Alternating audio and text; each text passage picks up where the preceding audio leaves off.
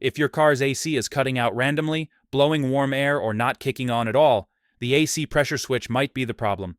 This small sensor plays a big role in how the system works, and when it fails, cooling performance goes downhill fast. Here's how to spot the most common symptoms of a bad AC pressure switch. Symptom 1. Intermittent or no cold air. When the pressure switch goes bad, it can't properly monitor the refrigerant levels in the system. That causes the AC compressor to cycle on and off or not engage at all.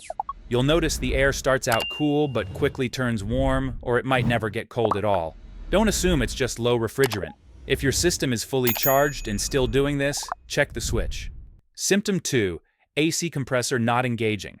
A faulty switch can send incorrect pressure readings to the ECM, making it think there's a risk of damage. In response, the computer shuts down the compressor as a safety measure. You'll hear the AC clutch not clicking on, even when the cabin controls are set to max cold. That's usually a sign the high or low pressure circuit isn't working correctly.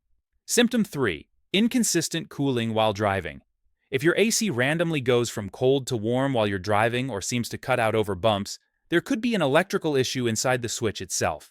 Vibration can cause a weak or failing switch to lose contact momentarily, disrupting compressor operation. This symptom is especially common when the switch is starting to go, but hasn't completely failed yet. Symptom 4.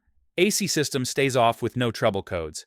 One of the trickiest symptoms is when the AC won't engage, but there's no check engine light or stored code. That's because the AC pressure switch doesn't always trigger a fault unless it completely shorts or loses signal. If you've ruled out the compressor, fuses, and refrigerant level, the switch might be stuck open or sending inaccurate voltage back to the control module. Symptom 5. High or low side pressure readings are way off. Hook up a set of AC gauges and take note of the high and low side pressures. If one side is reading abnormally high or low compared to specs and the compressor doesn't respond when it should, that's a clue the switch isn't reading correctly. This is especially important if you're trying to diagnose a system that keeps cycling or won't hold a steady pressure range.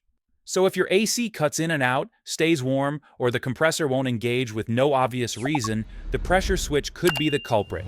It's a cheap part, but it controls critical safety logic inside the AC system. Let me know if you've had this issue before. What symptoms showed up first?